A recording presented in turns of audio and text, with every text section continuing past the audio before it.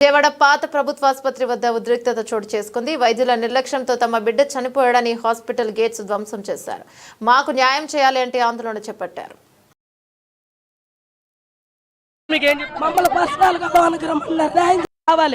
శుక్రవారం రోజున చూపించుకున్నామని హాస్పిటల్కి వస్తే ఆ రోజు మా పాపకి డెలివరీ టైం కాదు. అయితే మా పాపకు మేము ట్రీట్మెంట్ చేపిద్దామని మాకు ఆ రోజు ఓపీ రాశారు, రమ్మని మేము వచ్చాం. పొద్దున వస్తే 4 దాకా ఉంచి 4కి పిల్లని డెలివరీ చేయాలని లోనకి తీసుకెళ్తే మేడం టైం కాదంటే ఎన్నాళ్ళు మోస్తావే కడుపుని అని అసహ్యంగా మాట్లాడింది ఆ డాక్టర్. మాట్లాడి లోనకి తీసుకెళ్ళి ఆపరేషన్ చేసి పిల్లని చూపిలా తల్లిని చూపిలా. రాత్రి 3 రోజులు అయింది మా చూపిలా. ఇంటికి వెళ్ళంగానే 11ంటికి ఫోన్ చేసి బాబుకి సీరియస్గా ఉంది, సంతకం పెడితే ట్రీట్మెంట్ చేస్తామన్నారు. సంతకం పెడతానికి వస్తే బాబు చనిపోయాడని చెప్పారు. ఇప్పటికి పిల్లలను మాకు చూపిలా. ఇది ఎంత న్యాయం? ఫ్యామిలీ ఆపరేషన్ మమ్మల్ని అడగకుండా ఎందుకు చేసింది?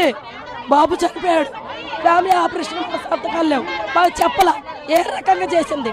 మేము ప్రభుత్వాన్ని కోరుకుంటున్నాం, మాకు పవన్ కళ్యాణ్ సార్, మాకు చంద్రబాబు గారు, వంగవీటి అనిత గారు మాకు న్యాయం చేయాలి.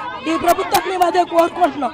అప్పుడు దాకా ఏం చెప్తున్నారు అధికారులు, ఏం చెప్తున్నారు డాక్టర్ మీకు ఏం చెప్తున్నారు? మమ్మల్ని పర్సనల్గా లోనికి రమ్మన్నారు, న్యాయం చేస్తారంట. అంటే ఏ పూర్వంగా డబ్బు పూర్వంగా మాకు డబ్బు కాదు, మా బిడ్డ కావాలి, మా బిడ్డ కావాలి.